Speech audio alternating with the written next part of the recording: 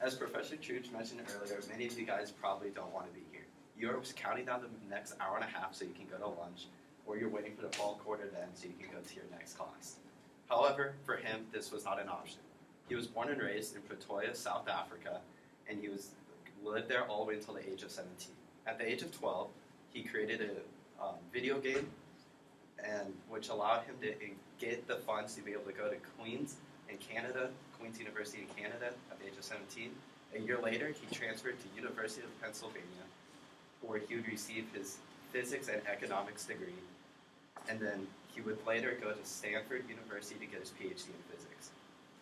This man name is Elon Musk. On October 9th, 2017, he announced to the world his next new invention, the Model T. So many of you might be asking, why is Elon Musk, the creator of the Hyperloop, SpaceX, Tesla, and co-founder of PayPal, reverting all the way back to early 1900s with the Model T? Well, because that's exactly what he's doing. The Model T, when he announced it, was a shock to everyone.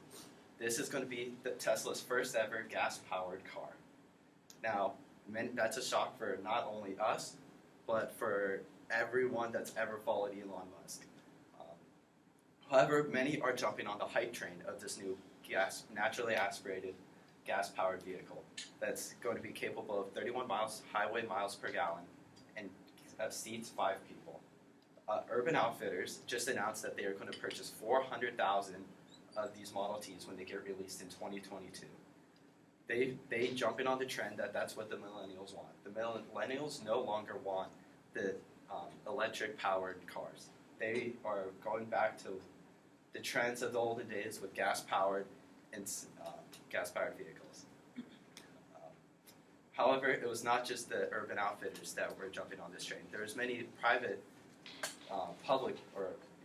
people that were jumping on this train. One man, for example, said he already placed a bid for the Tesla Model T when it arrives in 2022.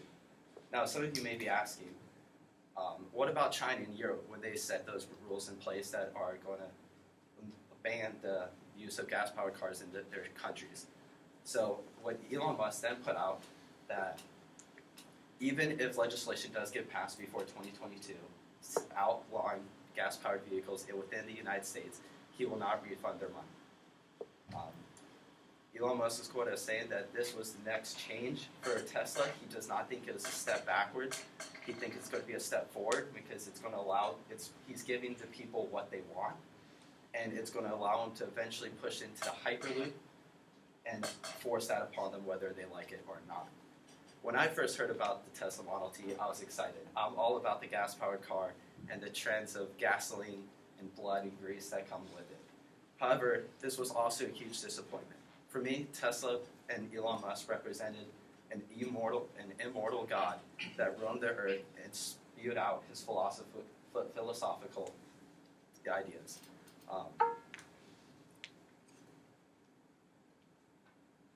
However, even despite Tesla's major step back, in my opinion, and going back to a gas-powered car, I do have faith that he will overcome the squiggle in his line degree.